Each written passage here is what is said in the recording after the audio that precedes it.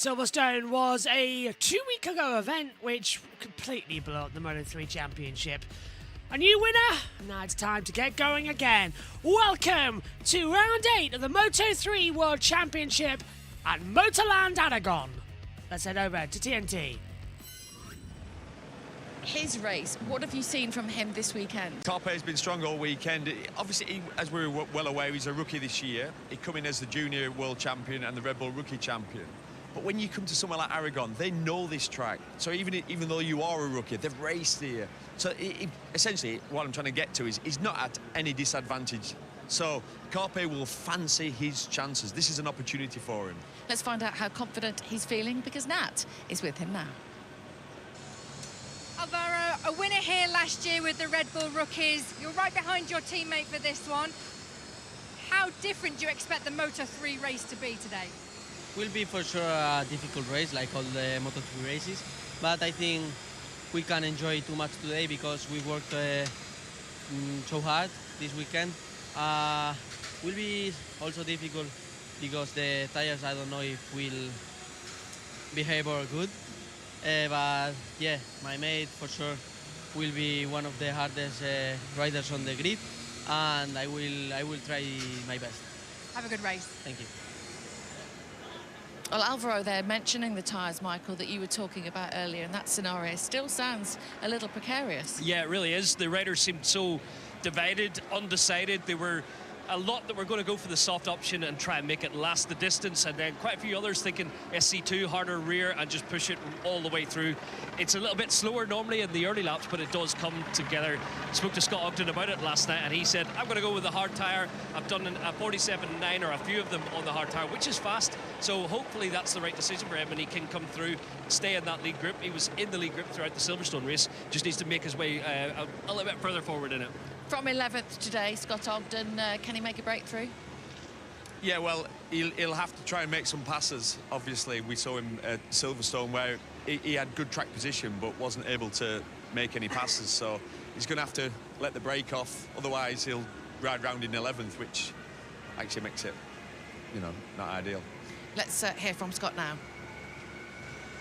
Scott, 4th row of the grid today. Just tell us how you felt here this weekend. Yeah, it's been a difficult weekend. It's not my favourite track. I've actually never really done very well here. I've never scored points. So, yeah, we've tried to take steps. I've been 2 seconds faster than I've ever been before. So, yeah, we're in the right way. Hopefully we can take another step today. I know that it's going to be a race of the tyre. Whoever can manage the tyre the best is going to win. I've gone with the harder of the 2 tyres. I know that Rueda did a run on the softer tyre, and it was about 3 seconds slower at the end, but I don't think I can manage it that well. So, yeah, we're going with the hard one. Hopefully I can finally break into the top 10 and, yeah, just get some more points on the board, a bit more confidence, and just keep taking steps forward. Fingers crossed. Thanks, Scott. Thank you. Well, let's take the positive bit of that, which is that he's 2 seconds quicker than he's ever been around here before. Yeah, you got to focus on those positives for sure. Sometimes, as Scott did at the start of the interview, he highlights that it's not his favourite track, and he needs to forget about that because he has got good speed here this weekend. I think he could be on the right tyre.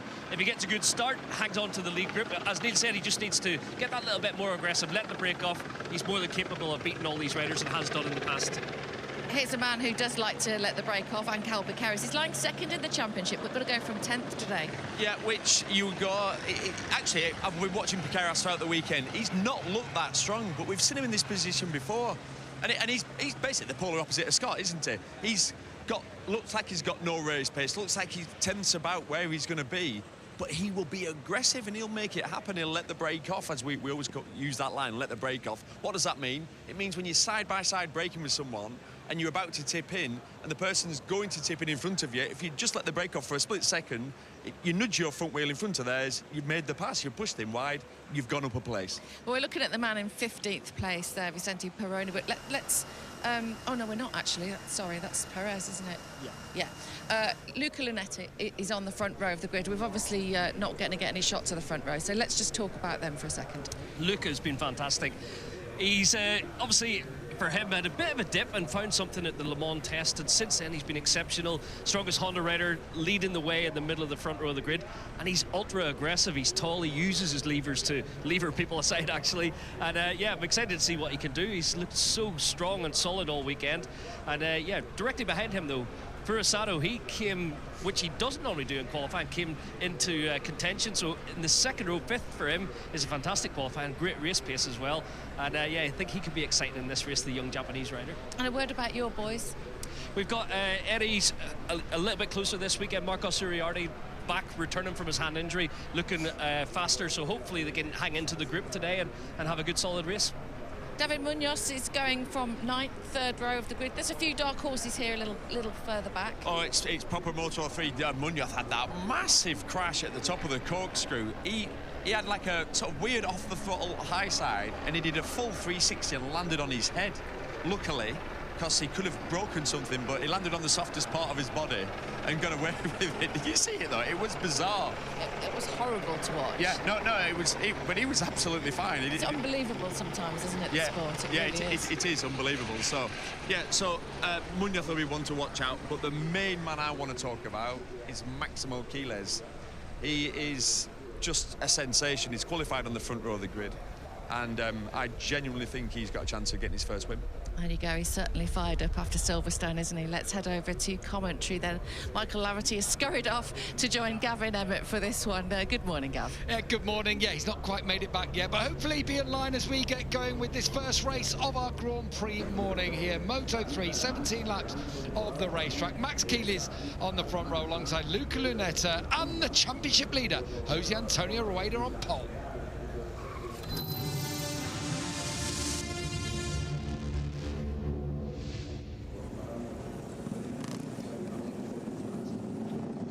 It's the Moto3 Grand Prix of Aragon, and we are all set to go. Pole position goes to Jose Antonio Rueda, then it's Luca Lunetta, and Maximo Quiles starts in 3rd position as well. What are we going to see? Row 2, Alvaro Carpe, Taito Forasato, Jacob Rulstone, David Almanza, Joel Kelso, David Munoz as well, starting in 9th position. Then we go down, Angel Paqueras, Scott Ogden, Rusi Yamanaka, Cormac Brunachan as well in 13th, Rishi Moody in 14th, Valentin Peroni 15th, Nicola Caro 16th, Vitali Perez in 17th, has to serve a long lap penalty though. 18th for Dennis Foggia, Stefano Nepa 19th, Guido Pini in 20th, Takao Bodarati 21st, Ricardo Rossi 22nd, Eddie O'Shea 23rd, Noah Deltweller 24th, Marcus Uriarte 25th, and Adrian Fernandez in 26th position as we head off on the formation lap. There will be a long lap penalty for Vicente Perez. He was deemed to be riding slope, so Perez will have to do a long lap at some stage in this race. A year ago, Jose Antonio Rueda won this race at a canter by nearly 2 seconds, but conditions are different to those we had a year ago, where yes, the track was greasy and track temperatures are now in the high 30s, 37 degrees for the start of this race. But you've got to feel like more people will be able to get in the mix. I have to say, throughout the weekend, David Almanza, although he had a huge crash yesterday, he's going to be someone to watch from the 3rd row. And Michael, I'm pleased to say, I'm not going to have to fly solo. Finally made it back to the grid. It's further than you think, isn't it? It is a bit further to get back, so I had to get a bit of a sprint on there, Gav. Sorry to keep you waiting, but yeah, I think you're right. I do think David Almanza could be a challenger. I hope it looked a big crash. Hope he's not feeling too many ill effects from that one today, but he's had such good rhythm, good pace, led the way in a lot of sessions. If he can get a good start here, I think he's got something to fight with. I make it about half the riders on the soft rear, half on the medium. Rueda, Lunetta, Carpe, Forasato, Piqueras, Ralston, Jacob Ralston on the 2nd row. All of those have gone with the softer tyre, and then Quiles, Almanza, Kelso, Munoz, Ogden, Buchanan, Moodley, all with the medium tyre. It sounds like there's a big discrepancy between them. Yeah, it's one of those where it's really not clear-cut, and some riders just have to go on gut feeling. With our boys, that was Marcos Uriarte last night. He was like, I just feel better with the SC2 tyre, and then know it should last the distance better. And the other side of the garage, Eddie O'Shea felt better with the soft. So you've got to go with what feels right for you as a rider as well. And Scott Ogden suggesting there maybe a 3-second drop towards the end of the race. Does that mean either if you're on the soft tyre, you have to go out hard early on, or do you have to manage it? Yeah. We're just going to introduce the British Touring Car Championship before we get going here for Moto3. So that's going to be a bit of an interesting one. Good morning, everybody. Welcome to the British Touring Car Championship. Let's head downstairs to the pit lane walkabout. Yeah, it gets confusing having to do 2 in 1, but that is the way it goes sometime. Okay, let's get ready to rumble ourselves then here for the Moto3 Grand Prix of Aragon. Green lights at the back. It is all eyes to said lights. Moto3's 8th round of the World Championship is under starters' orders.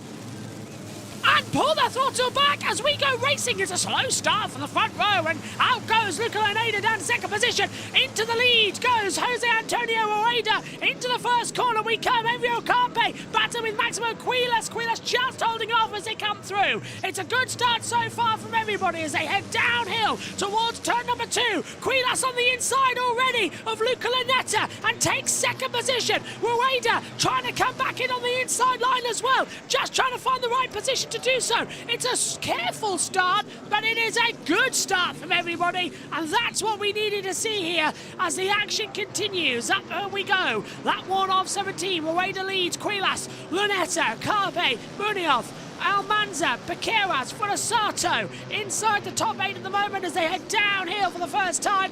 And Stefano Neppa, something's happened to Neppa. I'm looking further back to see if he's dropped it. I can't see anything there. Stefano Neppa dropping a couple of places, and the 32 and the 82 have crashed.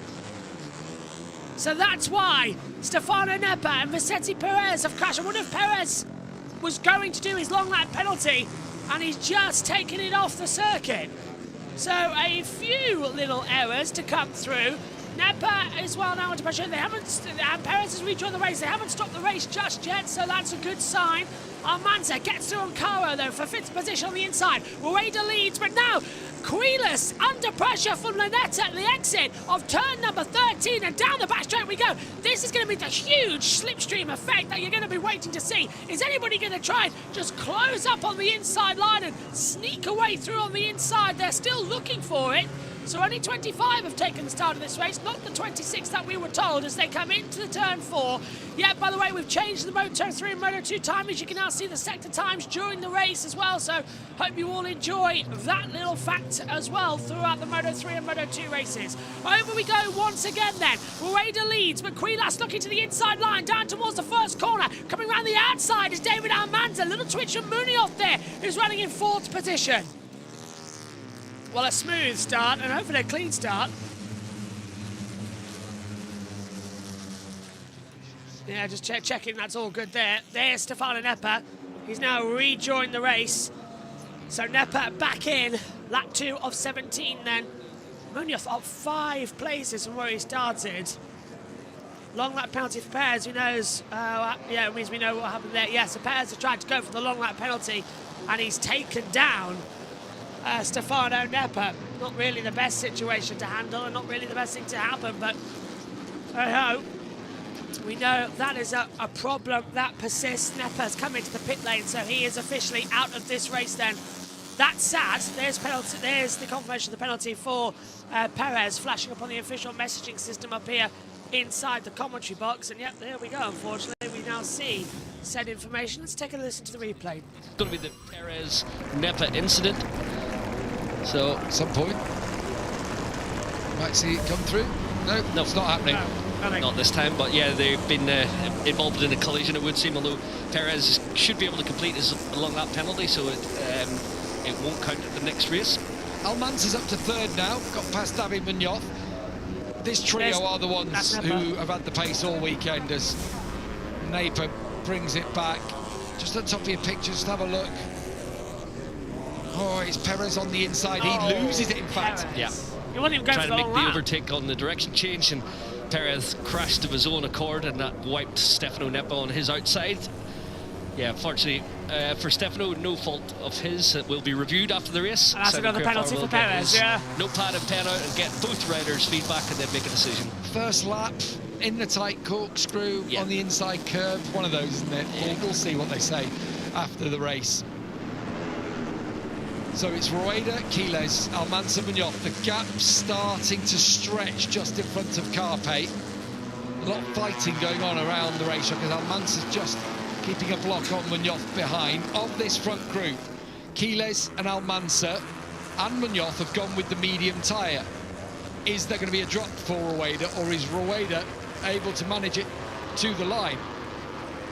It looks, as you mentioned, the front four just getting a little bit of daylight. I think Carpe's got the speed to bring Piqueras back across, but Ralston doing well here in these early laps. Lunetta, I'm surprised to see Luca Lunetta drop a little bit. He's got a soft tyre on. Perhaps he's thinking distance here, just manage it in these early laps. He's soft front and rear. There was Cormac Buchanan, went a little bit deep into the entry, but brought it back round for the exit from the corkscrew. He's in front of Guido Pini, who is another one actually who had the pace at the start of the weekend, but then had a huge off himself. And I think a little bit second hand as we go through this race. Yeah, I think there's a few riders that will be feeling a little battered or bruised following the crashes throughout the weekend. Definitely Guido Pini, one of those. We've not quite seen him back on that form again following the crash, so perhaps feeling a little second hand. You really have to sacrifice your entry, don't you, into that little bus stop, the right, left. Oh, Marcus Uriarte, your man, back down into the pits, and it looks like a problem for him. Yeah. Not sure what's gone on there. Are you and Juan Mir, are you both been breaking mirrors together? Is that what you've been doing? I do believe. Certainly not having too many fortunes in our Moto3 team so far this year. So out of the final couple of corners up the right, a great last corner, isn't it? And all the lines converging. We saw that in the rookies earlier, that there are gains to be had if you can just nail it right. Quiles slots in behind Rueda on this occasion. Fastest rider on track is Luca Lunetta in 8th place. 57.1's a fast lap time. Obviously having to work to get back across a little bit here on the back wheel of Ralston. And Lunetta, he's thinking about the cut back up the inside. There were 3 abreast in there. Yeah, not an easy one to pull off there, but Luca's impressed me so much, and there is the top of the seat. Of course it is. The David Munoz, this is... I mean, they should probably get him a little signal on the back of his bike, the amount he's tapping the back of his seat, Munoz. I'm sure that will be definitely heeded by David Almanza, no doubt about it. Munoz has had a quiet weekend by his standards, 3rd row of the grid, good speed, but not been in any tussles, not being caught cruising or doing anything untoward. Apart from the flying through the air at the corkscrew. From his big crash. Completely self-inflicted. There's Ralston ahead of Piqueras. Excellent this from the Aussie, isn't it? It's so good to see, and he's attacking. Wow, nicely done on Carpe down the hill at turn 12, and he doesn't run wide. Just keeps it going. Yeah, nice. He's quietly been going about his business the last few rounds, returning from injury. Oh, Carpe's looking at a move here on the switchback. No, not this time. Yeah, it's one of those, if you do make that move, you are then a sitting duck, aren't you, down the straight? Yeah, honestly, I thought Carpe would be able to pull the lead group back, and I think Jacobs just decided that perhaps he's the one to drag this group across. Although the slipstream effect here, the guys have to go through. It will be Piqueras and Carpe both. Lunetta thinking about it, he's through on Piqueras. Yeah, Piqueras and Kelso back in this group just haven't looked on it this weekend, have they? Nope, not by their standards. Even Kelso of late, he's been really consistent, and you don't expect him to have an off weekend at all, but he's not quite been there as he sets the fastest lap of the race. Obviously. Just to prove us wrong. Cheers, Joel. Thought we were friends. Hey, it's good to see the consistency there, but it hasn't looked as easy this weekend as it has at others for Kelso. They'd sit, of course, Piqueras and Kelso 2nd and 3rd in the championship as Carpe comes back at Ralston up the hill. Lunetta thought about coming through, decides against it. Wise choice, Luca. Yeah, but on the Kelso scenario, he had 4 front rows on the bounce, and you think, yeah, he's got the 1 lap time attack pace, but it's not been there this weekend, qualifying back on the 3rd row of the grid. He's working here. Him and Lunetta hopefully can get through here. Carpe's back at the front of this group. But they're just watching this lead 4, and I do think it is beginning to bunch up on this lap, so some good work in the first sector from Carpe there. There were personal best laps on that last lap from Rueda out front, Quiles and Munoz, so just bear that in mind, that Rueda is steadily upping the wick. They have absolutely shattered the existing lap record. Kelso's 57.0 is nearly 9/10 quicker than the record that was standing from 2022 that is on tube. Wow. But of course, we didn't race him in 23, and last year the conditions were not ideal. Yeah, the asphalt particularly in the morning was quite slick here last year, and dirty, and the tyres were dropping off a lot. So yeah, it's pretty much a new benchmark for this surface, but impressive nonetheless. 57-0. How do you foresee this then with the Pirelli situation, bearing in mind that Rueda's on the softer option and 3 riders behind him on the medium? How do you foresee it happening? I'm going to put you on the spot with still a long, long way to go in this race. Honestly, I think both tyres will go the distance and there'll be both options on the podium. It's one of those where I think a lot of the riders are worried because of the scenario here last year where they did fall off a cliff and had a lot of tear, a lot of banding, but that was more down to the surface. The track condition is better this year. I think the stronger one will be the SC2 at the end, which is Quiles. But yeah, you think Rueda's got a way of managing his tyre. It's the 3-second drop that Scott said about that does concern me if it happens again today. But then he is so smooth, isn't he, Jose Antonio Rueda? And how many times have we said about Pirelli that often the softer tyre is the option and does go the distance? Yeah, the SC1 wins more races than the SC2 when you look at the stats over a season. It is a good tyre on most racetracks, and yeah, if you've got your setup right and you ride it correctly, as Rueda can do, he's so smooth, like you mentioned, and I think it makes the SC1 a viable option for him to win with today. With Carpe in the front of that chase pack, they haven't made inroads, but now Luca Lunetta has hit the front of it, so he's up into 5th, and it looks like that gap is closing, bringing along Carpe and Kelso and Piqueras into the mix. I've got to say, I like what I've seen from Lunetta. He's just gone about his business, figured things out, and he's ultra aggressive in the race. Obviously got tangled up in the round 1 antics with Munoz, but since then he's stealthily been improving every weekend and looks really strong on the motorcycle now. It's a strong race. It's a really strong race at the moment. Breaks there, but that just suggests to me that Rueda's looking for the roll through the corners. He's not forcing things, just smooth as silk. If you've got the luxury of riding your own lines, even though you know there are potential attacks coming when you've got Quiles, Munoz and David Almanza directly behind you, but you can even gap them off the turn there. Normally when you're doing that, your bike's on the move or squirming a little bit, asking a bit much from the tyres. Look at the slipstream effect here for Quiles. Is he going to go through? No. He could have done. I think he could have made that happen, although Jose Antonio is... Oh, look at this from Almanza. That's a nice shot in the middle of the final turn 16 and 17. What a fantastic shot it is. 4 different lines, all working. Rulstone down 3 places. Almanza, the best one. Will Munoz, though, have the drive? Yeah. Oh, Rulstone's into the pit lane. Now, Rulstone's into the pits. I wonder, that's a big problem, so he's out of the race. And Munoz does go through on the inside. Almanza and off goes the side. Yeah, Maximo Quiles getting forced out wide. So did David Almanza. Quiles keeps second. Almanza drops down at several places. The race now getting, well, I want to say entertaining, but it's getting dangerous almost. As look, now you can see Kelso's dropped back, and there is Jacob Rulstone pulling into the pit lane for the Red Bull KTM Tech 3 team. He doesn't know what's happened either. They just lost drive. Let's have a look.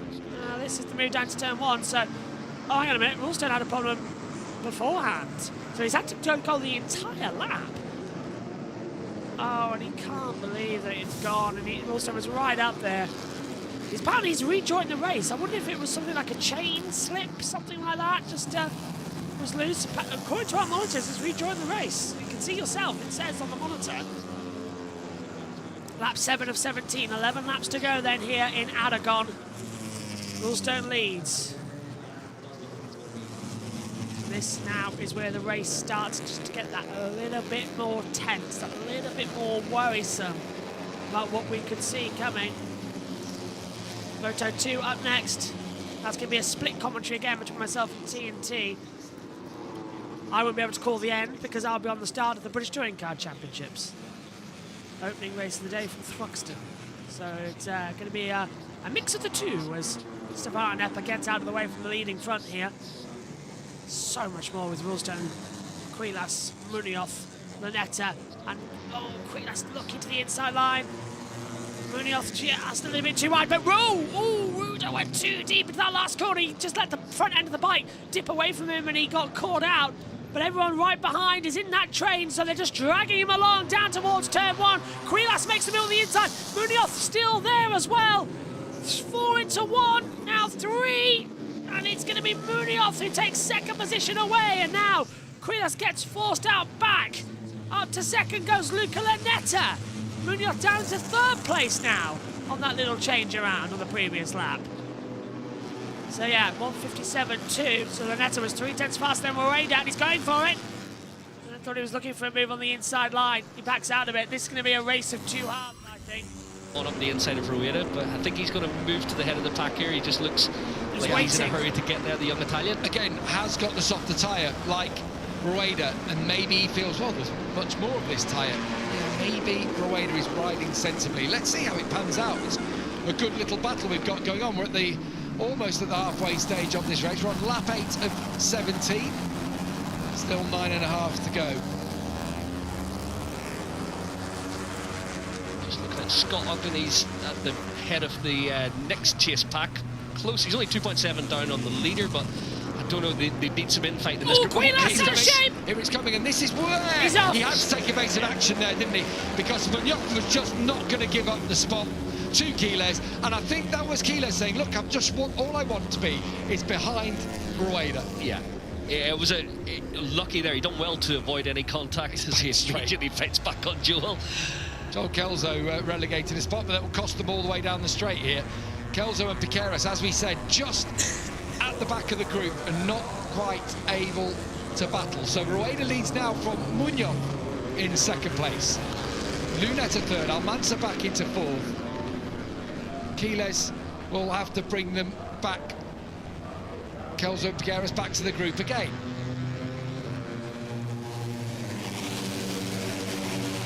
Wow, it's getting fun. 8 down, 9 to go. Still Rueda, as he has from pole position, led all the way. Has anyone headed him at any point? No, not as yet. I think he's led pretty much the entirety here. I keep thinking someone's going to have a go, and they're allowing Jose Antonio to just dictate the pace at the front. Side by side with him on the outside. That was never going to work, was it? He loves riding right on someone's rear wheel, doesn't he, David Munoz? Yeah, he's happy there, and obviously in Moto3. He's going to drive through, he's going to go for it. Drive towards turn 7. Not this time. I thought he was setting up the move there, but the way he's moved his body and his bike to get the cut back. Rueda over the curve. Out of 7 into 8. It's all dropping down so steeply here. Keeps going, keeps dropping, keeps going even further through. Then into turn 10, it's track still dropping away from you. And this is where you can eat up your tyre. Through 11, a little kink there. Good slipstream this to be morning. had. It punches up once more. But there you could see it, couldn't you? The others close in on Rueda, but he's carrying the corner speed. Yeah, just rolls through the apex, nice and comfortable. Yeah, it is. It's a nicely controlled race to this point. No one really wanted to interrupt him. I thought Munoz might on this lap, and may well do so. But look at how good Rueda is off the. Rueda's got this. The most important corner on the racetrack when you punch off onto the long straight out of turn 15. Carpe, Kelso and Piqueras again just don't look quite to have it, do they? Furasato's come back to them, he's at the front, and Quiles is eating up the ground. It'd be interesting to see Quiles' lap time here. Yeah, this is going to be joined by Yamanaka on this lap, has got across really well. He's pretty much onto the back of his teammate. You mentioned Piqueras not quite having it this weekend, but Yamanaka's coming across, and Scott Ogden up to 11th. Yeah, personal best lap actually from Yamanaka. Quiles was a 57.8, the leaders in the 58s. Bear in mind, we've had a 56 in this race, so the pace has dropped by a second or so. Yeah, that was quite a steady lap, 58.3 for Rueda. Bear in mind, as you said, he's been down in the low 57, so it's allowed the chase pack, and that has brought Scott up, and he's now just 2.0 off the, so 2 seconds off the leader. Almanza up past Lunetta and into third place. Up towards turn 7 once more. Lunetta back at Almanza. 2 into 1 do not fit through 7. Lunetta doing the right thing. Here comes Quiles. He's just not going to die wandering, is he? He's just going to go for it when he's got a chance. He's made a couple of little mistakes, recovered well though. I thought when I see the second one, if he starts pushing a little too hard and running off track, it's going to cost him, but he steadied things on this lap. But it just says to me that he can run Rueda's pace and just sit there, and he has been. And it's all about a little bit of management. He's 17, Michael. He's in his 4th Grand Prix. Yeah, he is a sensation, no doubt. I fully believe he will be a MotoGP World Champion one day. And yeah, he's big for a Moto3 bike. Oh, for Asaro, thinking about it there. But the thing is, Michael, we keep seeing them coming through. We've said it now about riders over the last few years, whether it be Isan Guevara, Pedro Acosta, we've seen them all coming through the system. and he's another cab off the rank, is Quiles. Yeah, he's ready. He is very ready as a 17-year-old, and the right management, the right people around him with the Marquez boys, the vertical management group. Imagine having them in your corner. It's not a bad asset to anyone. And even for training and everything that goes on throughout the winter months.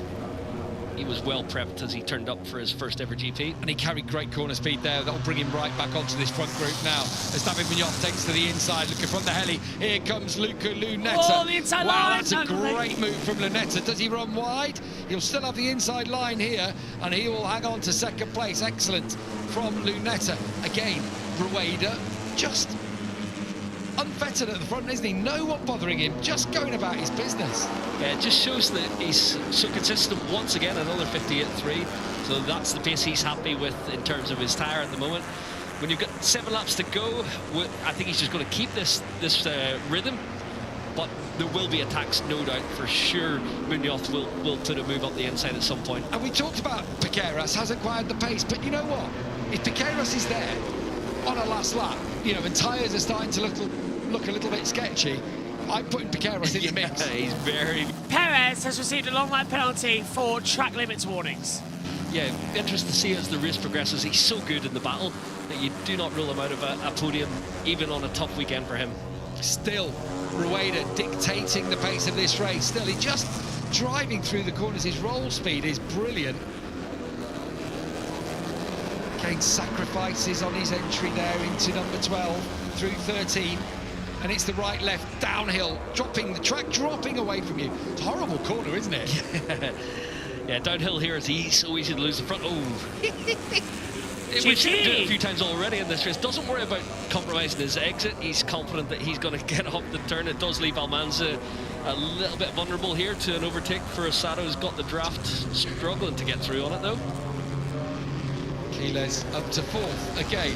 There's the trio. We're not sure about Piqueras, Carpe and Kelso in this race, but they are still there. They're still within striking distance, and just off the back behind Yamanaka, Scott Ogden has made up ground on this front group. He's only less than a second, 8/10 now behind them.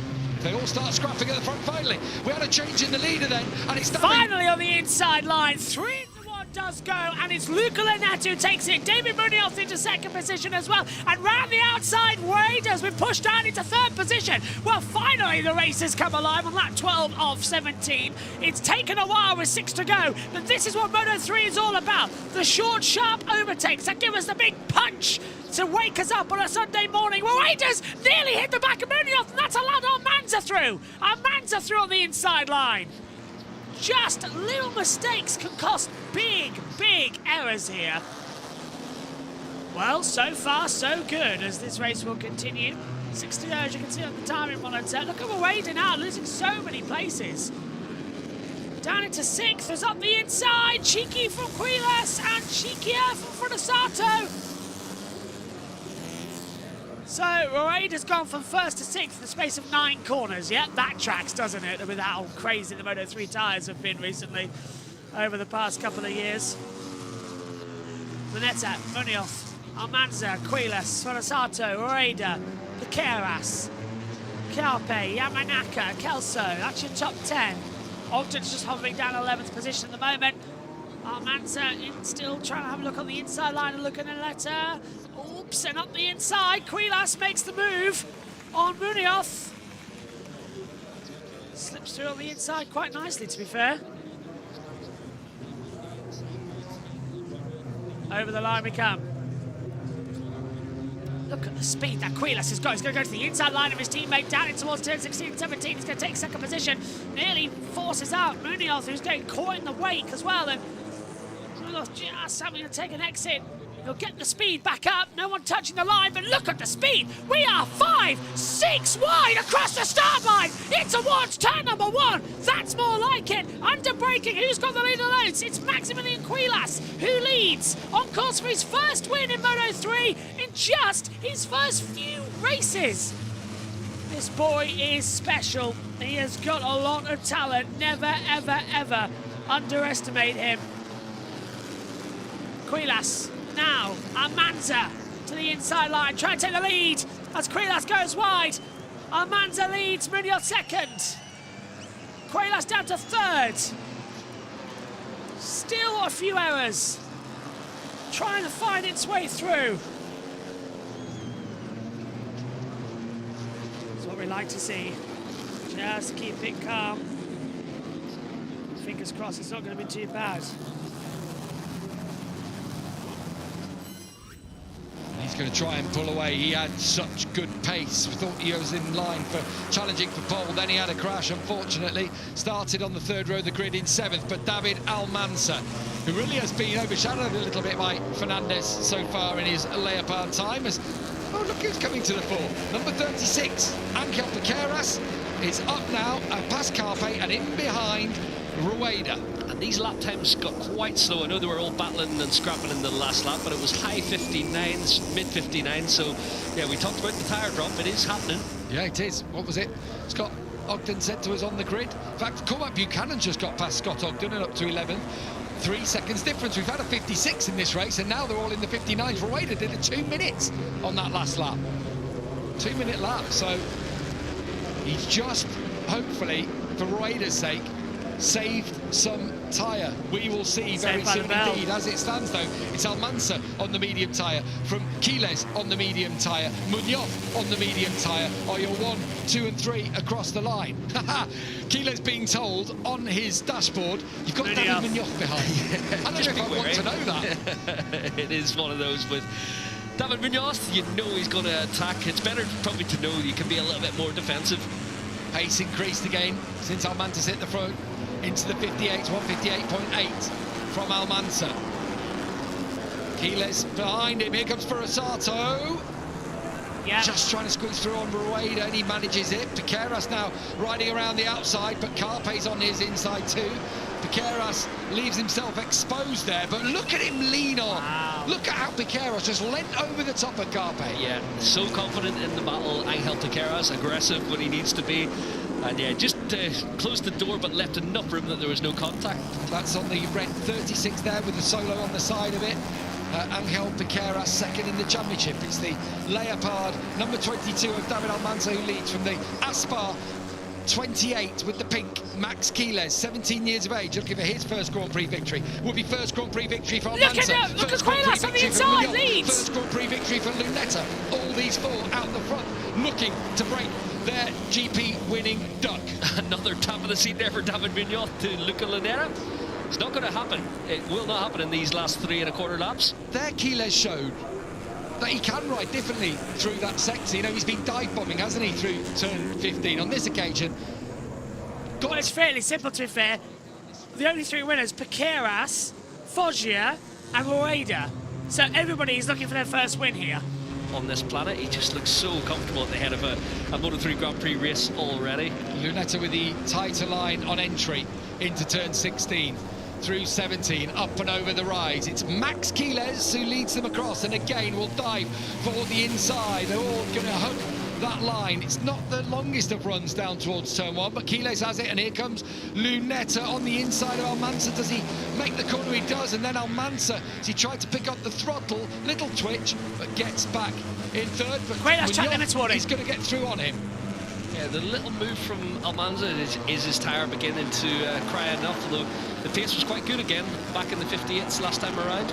Credit to Cormac Buchanan, you know. He's on the back of this group, having got through on Ogden. He's starting to come to the fore, is the Kiwi, so he's now in the back of this group of 11 at the front of this Grand Prix. Ooh, a track limits warning for Max Quiles.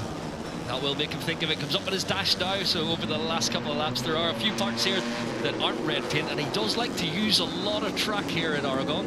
Furasato thought about it, down into the corkscrew on Rueda. 5th and 6th they sit, but Quiles it is who leads them. Now, what line does he take through here? Max Quiles has been on occasion jumping over the edge of the curb, but no, he's going on the high line. As they ride through 11 towards turn 12, is Rueda able to make any moves yet? Not quite. Looks like he has his bike set up slightly differently to get the roll. Does that make him a bit more vulnerable in the attacks? Possibly. Yeah, I think he usually is quite good on the braking zones, but I think this weekend he's been more happy when he's riding by himself, as we've seen in qualifying, and in these early laps he liked to lead from the front. But I think he still will be able to fight over these last 2 laps. barnstorming start to our racing day here in Moto3. Max Quiles from David Munoz, from Luca Lunetta and David Almanzia, 1, 2, 3, 4, and then Jose Antonio Rueda, who led the first 2/3 of this race before Munoz and Lunetta came past him up at turn 1. This is going to be another, it's going to be the place, I think, where you get through. We saw actually earlier on today riders not wanting to lead in the rookies, and they're all just trying to get in behind Quiles. And again, as they do battle behind, Lunetta now is going to have Almanza ride around him. He's gone from 2nd to 4th. Munoz is going to try and turn underneath Quiles at 3, not this time. He thought about it. He's got a great run through turn 2. As you mentioned, Linktree so close, and a back on Almanza up the hill. And Almanza back at him. This is brilliant stuff. They're knocking lumps out of each other here. Almanza and Lunetta changed positions 2 or 3 times in the space of a couple of corners. Yeah, tapping the back of your seat. It's not going to work, mate, because here comes Lunetta again. It was a wasted hand gesture there. For Rosato's under pressure now from Carpe on his inside. This is still amazing. Rueda sits in 5th. Still Quiles leads them with a lap and a half remaining. This is unbelievable stuff. We literally have the entire, I think, top 15 inside this battle. It is absolutely insane. Rosato been forced out wide. He drops back down to 11th position out there as well. Quiles leading the way with Munoz in 2nd position by 73 thousandths of a second only, because Munoz going to go for a move around the outside. He's going to switch back on the inside line very late into the braking zone. No, Quiles leads, Munoz 2nd, Lunetta 3rd. Remember what I said earlier on, the only one in this leading fight, Keras, Rueda and Foggia, they're the only riders who've ever won a Moto3 race. Everybody is going for their first, which means everybody is doing a maximum attack right now. Rueda, though, starting to make his way back through and almost hits the side of Almanza, coming down into turn 14. Bound stretch we come. It will be one more lap to go here of the Moto3. Amazing Aragon Grand Prix. Munoz coming on the inside line, gets ahead of Maximo Quiles. Almanza coming in there as well. Lunetta dropped back into 4th position. Over the line we go. One more lap remaining of the Moto3 Aragon Grand Prix. A little bit of slipstreaming down towards turn 1. Quiles thinking about a move and has taken the lead away from Munoz. Off the track goes Rueda. He loses several positions as well. I think he's dropped way behind Piqueras. Yeah, Rueda down to 9th. Just a little off-track excursion at turn 1. Kelso also got run wide. Up the inside, taking 3rd place, goes Luca Lunetta. Almanza dropping behind, I think Caros. Yeah, look at Alvaro Carpe up into 4th place. Munoz still trying to get the lead away at the inside line. Super tight as they come down in towards the braking zone for the corkscrew section. Nothing for Munoz. He hasn't got the launch on the inside line. In fact, a little bit wide for Munoz. That's going to upset him down through the backstretch towards the castle wall section. A little bit of a change in position as well for Asata 11th, Ogden still 12th. Who we're going to have then as a first-time winner? Surely it's not going to be the man who's in his 4th ever race of Maximo Quiles. Oh, here goes back on the inside. Wade is starting to make moves up the order as well. Just getting ahead of Kelso. I don't believe it. I think we're going to... Yeah, Quiles track limits. He's got a warning, but has he hit the last corner? That could be quite detrimental. Surely we're not about to see Quiles win.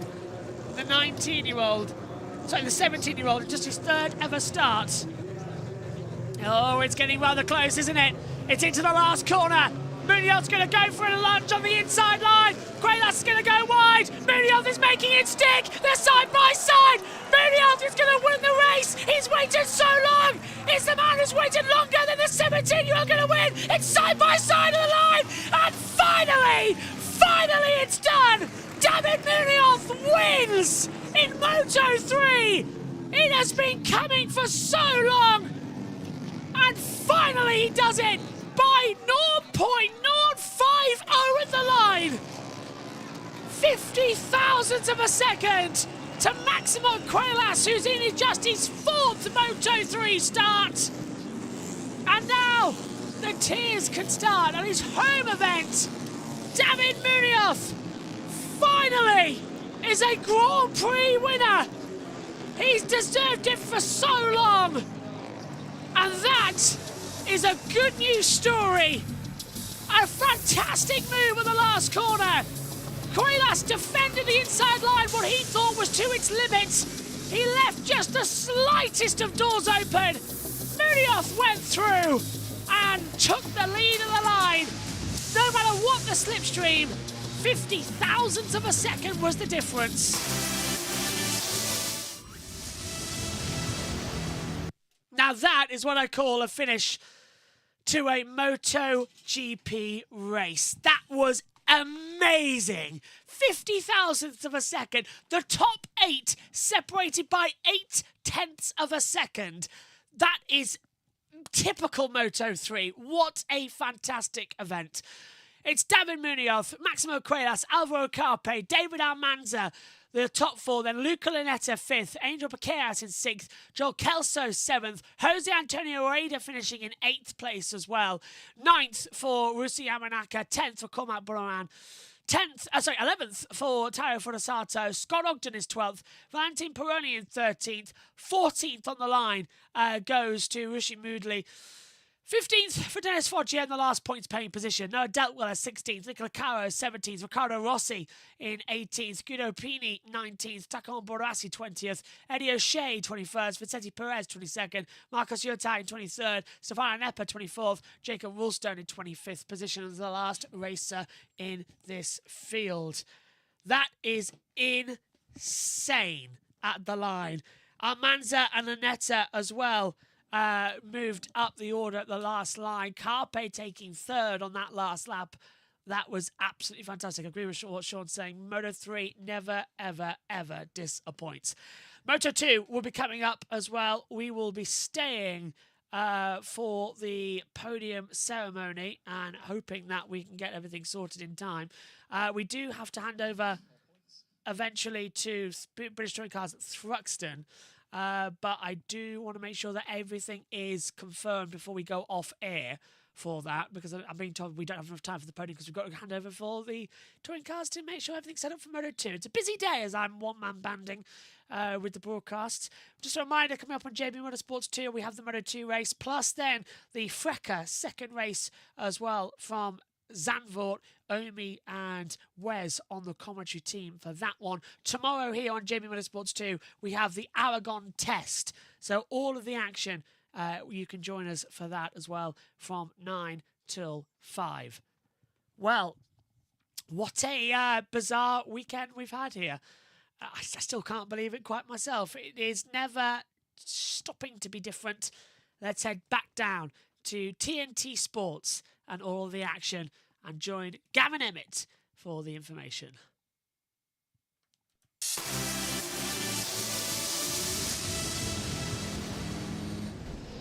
Welcome back to Aragon, where we've had a belter of a race to start our day. Not for this man, unfortunately, Jose Antonio Rueda.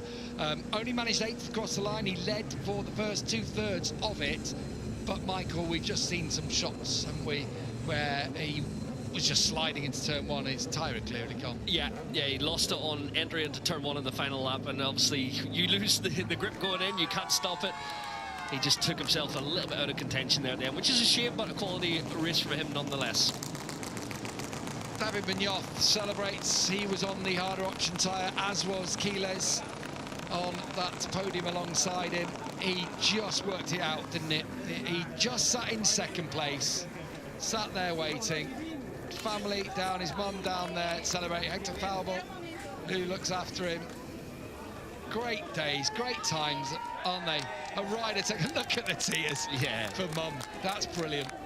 They've been through it, obviously, so close to victory on occasion. And you mentioned the criticism, which he has been, obviously, it's been directed his way. Some of the mistakes he's made, some of the decisions that have caused incidents on track, but that was the best I've seen him ride in terms of cleanness, fair, and at the end he was thinking. And he wanted to be in second, didn't he? Yeah. That's what he just, I'll be there second. And how many times have we said that here in Aragon? That the straight is so long and downhill, slipstream becomes all important. Hey, This kid's ridden well, hasn't he? Dropped back to 8th at one point and had to fight his way back through, was leading. Wasn't to be today. His day will come, I think. Yeah, runner-up again, 2 in a row where he's been second. Oh, so close to the victory, but no, it won't take long. Give him another crack in 2 weeks' time at Mugello. I'm pretty sure he's going to be there and in contention. He's so impressive as a rookie.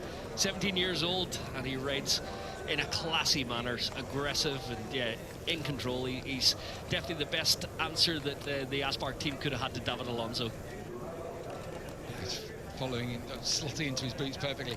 Alvaro Carpe back on the podium for the first time since the opening round, and it didn't look like that was going to happen at one point today, did it? No, he was struggling, languished a little bit. He was the best of the soft tyre riders, so he did keep his tyre under him a little better than the rest and had something to fight with. There's Marc Marquez down to celebrate. Nico Tirol alongside, but celebrating with Max Quiles. Yeah, they work, basically they have the same management team with the Marquez brothers around. Yeah, there's Peter Ertl down, happy face on the German. Good to see. Yamanaka did well. Yep. Kept coming forward, ended up 9th inside the top 10, 1.1 down on the victory, so he can be happy with his efforts because he had to dig deep to get across to be in contention with the lead group.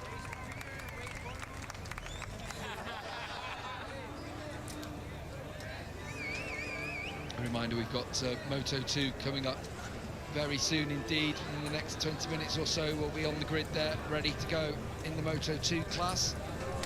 And the signs are that could be equally as good as that Moto3 race.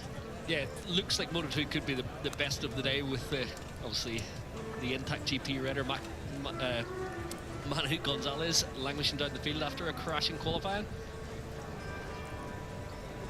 I think we're going to finally be able to get Alvaro Carpe over to speak to Jack Appleyard, who's going to be down there waiting. What a proud moment for Munoz.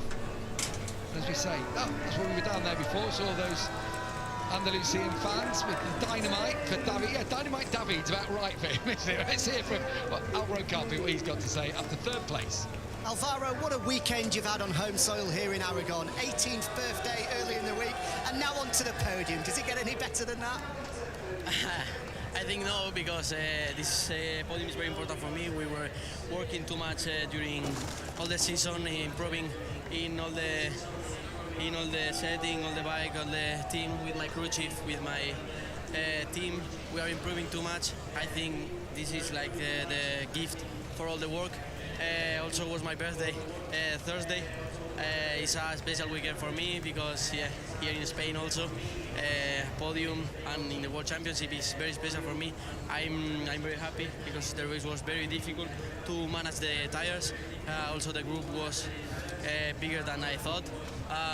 But yeah, we managed very good. We saved the tires until the 3 last laps, and then I started to overtake the riders. Yeah, I'm very happy. I want to thank all my team. Incredible job they have. And all my family, all my friends, and the people who support me. Brilliant ride, well done. Thank you. Vamos! Happy birthday weekend for Alvaro Carpe. Should we aim for more? But to get back to the podium after not being on it since the 1st round, steps in the right direction. So much Spanish talent on the podium, so much Spanish talent in that field. Imagine Almanza was 4th, Piqueras 6th, Rueda 8th. Incredible. Here is the youngest of all of them, Max Quiles. Back-to-back podiums for him. Max, what a rookie year you're enjoying. I'm sure that victory is going to come soon. So close today. What are the emotions like after that? Yeah, I'm a bit angry, but yeah, great race. It was a really difficult race. I haven't got too much experience with this tire, and here in Aragon it breaks a lot, so it was difficult. But yeah, I tried to be all the time there. And yeah, the last 2 laps, I saw that Munoz is really good fighter. So I said I didn't know what to do. I was thinking I'm gonna let him pass and then in the last corner try it. But I said I'm not going to do all this stuff. Maybe I make a mistake. So I said, okay, now I will do as fast as I can the last corner. I went a bit wide. He got me the slipstream and he overtake me. And then I said, maybe now I can overtake him on the back straight, but on the last straight. But it wasn't possible. But it's great to do a second podium in a row, and we will try it in Mugello. Great ride, well done. Thank you. Yeah, he'll be there in Mugello. He'll be in the mix, no doubt about it. Oh, there was a collision earlier on with the rear of David Muñoz's bike that sent him off the track. Let's not forget he had track limits penalty hanging over his head. This was the contact. How did he get that one done? Well, he did a few bumps throughout the race, a few close scrapes. I think he's going to happen throughout his career. He's that kind of rider, isn't he? He's a bit like Marc Marquez in that he's just going to sees a gap, he'll go for it. Yeah, certainly he's already in his junior GP and Red Bull Rookies career made a few enemies because of those moves, but yeah, you got to say, he's ruthless when it comes to he's only out for victory. But it's in a different manner to how this man normally rides. Today, though, you have to give full credit. David Muñoz is a Grand Prix winner, finally.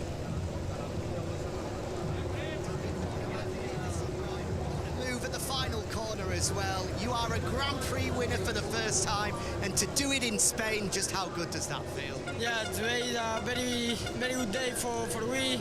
I am very happy for this victory because I need this position for keep on the season, focus on me. And well, I try in the last lap overtake to Quiles. I try in the last lap before, and in the last lap one opportunity for the victory, and I passed very close, but I win it. Congratulations. Thank you. Well, what an opener. That was a tangy start to the day of racing, wasn't it? Brilliant racecraft from David Muñoz there. Hard to recognise him. I mean, it was that good. It was calm. It was calculated. The whole race was calm and calculated. And we've not seen that from him before. You never think of calm and being calculated, do you, from David? And it was anything but to watch it. It was such a spectacle, wasn't it, with the amount of changes of leader. And he knew what he was doing, though, and we saw it, as he was mentioning there, on the penultimate lap. It looked like there was a rehearsal. Oh, it was so good to see. He set it up on the penultimate lap, and he had a good look. Like I said, this is the penultimate lap, this is the end of the straight. And he was working out how deep he could brake, and he does the move there. But then he's already thinking, do you know what? I don't want to lead this last lap. So he controlled it, and he allowed Quiles to get back past him. And then there are opportunities during the last lap that he could have gone back in front, but he didn't want to. He knew he wanted to go down that back straight in second place. So it was so calm, so patient. Like I said, there were that many opportunities for him to make the move earlier in the lap, and he didn't. Even through there, he went even wider to get a better run down here, to get the perfect track position. Quiles did everything right. He's leading, he's weaving around, not too much. It was like, let's say, just the right amount. And then we get to the braking zone. I thought Muñoz might go earlier, he didn't. At that point, he knew straight away. He saw Quiles had that slight bubble. He's gone wide. There was room. It was clean. It was precise. It was perfect. What a win. So pleased with him. You think about him in his journey in Grand Prix racing. He arrived here with a really bad reputation. His first year, it was actually not nice to watch. He was so aggressive, he got penalties. Let's not forget, in his first ever Grand Prix 3 years ago, he was on the podium. So he's had the talent, but mistake after mistake after mistake. Last year he calmed down a bit, but weren't quite as fast. And then he started this year. First race, penalty, riding through someone. Do you think this is the shape now of things to come for Muñoz? Do you think he's been able to dial it back and find exactly where he is? It's what he needed. We kept saying he joined the Dynavolt team. He's got Peter Ertl, super experienced German. He runs the team, that side of the garage. Calm him down, and he's been able to calm him down and get him to use his brain, and we know the talent. The talent's never been in question. So, yeah. So pleased, I'm really pleased that it finally, Muñoz arrived. Yes, it's a major victory for Muñoz, but let's not forget about Max Quiles. It's his fourth race. He's had 2 second places at a pole position, and he's disappointed, Gav. I mean, he's going places as well, isn't he? We've got all teenage Spanish Podium right in front of us here. Well, not with Peter Ertl on the side, should I say. Definitely not a teenager. It's Peter, but he is campaigner with a brilliant team, and they're having success now, not just in Moto2, but in Moto3 as well. And great to see. 18 years old, Alvaro Carpe celebrates that. Another Mercian, by the way, I'll point out, Carpe. And he celebrates his return to the podium here today.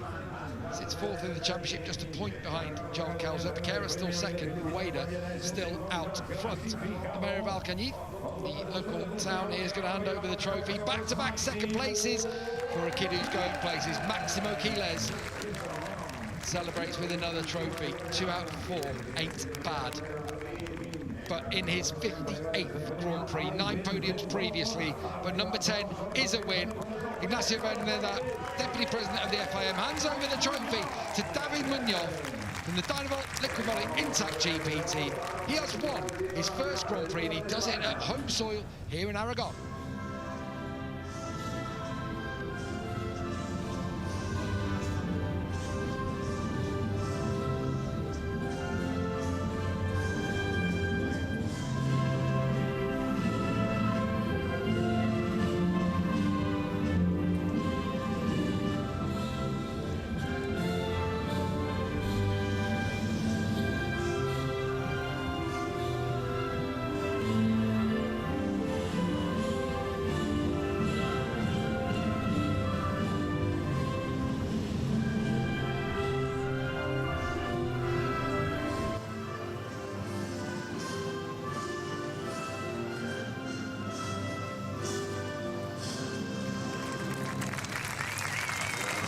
A wonderful, absolutely incredible Moto3 race to kick off the day, and you couldn't ask for anything better.